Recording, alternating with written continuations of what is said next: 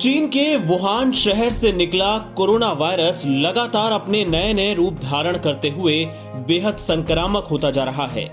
Britain, दक्षिण Africa के बाद अब जापान में भी कोरोना वायरस का एक नया म्यूटेंट स्ट्रेन मिला है। विशेषज्ञों ने चेतावनी दी है कि कोरोना वायरस का ये नया स्ट्रेन ब्रिटेन में मिले स्ट्रेन की तरह ही संक्रामक है।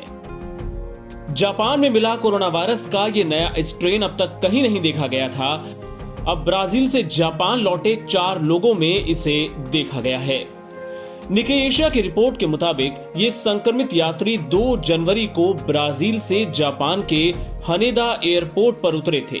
इन लोगों में महिलाएं और पुरुष दोनों ही शामिल हैं। इन सभी लोगों का एयरपोर्ट पर कोविड टेस्ट कराया गया था और अब रिजल्ट पॉजिटिव आया है। जिन लोगों में कोरोना वायरस का नया स्ट्रेन पाया गया, उन्हें सांस लेने में दिक्कत, बुखार और गले में परेशानी देखी गई। ब्लूमबर्ग की रिपोर्ट के मुताबिक करीब 40 साल के एक व्यक्ति में जापान लौटने पर कोई लक्षण नहीं देखा गया था, लेकिन बाद में उसे हॉस्पिटल में भर्ती करवाना पड़ गया। पीड़ित व्यक्ति को सांस लेने में दिक्कत हो रही है।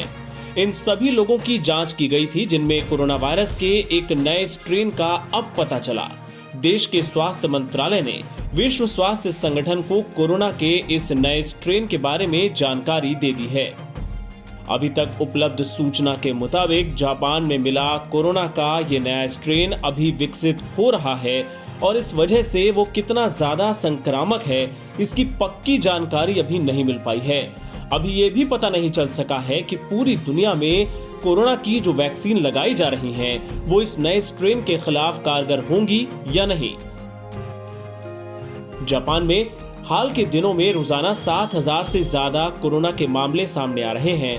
अब तक देश में 3,900 लोगों की इस महामारी के चलते जान जा चुकी है। इस बीच जापान में तेजी से फैल रहे कोरोना के संक्रमण को रोकने के लिए आपात स्थिति का ऐलान कर दिया गया है। ये आपात स्थिति शुक्रवार से लागू हो गई है, जो 7 फरवरी तक जारी रहेगी। इस दौरान लोगों को कोरोना संक्रमण को रोकने के उपायों जैसे मास्क पहनना और सोशल डिस्टेंसिंग को बनाए रखना अनिवार्य होगा। बड़े पैमाने पर स्वास्थ्य अधिकारी और पुलिसकर्मी लोगों की जांच भी करेंगे। आपातकाल के ऐलान के बाद जनजीवन वैसे तो सामान्य रहा। ट्रेनों में मास्क पहने लोगों की भीड़ भी नजर आई।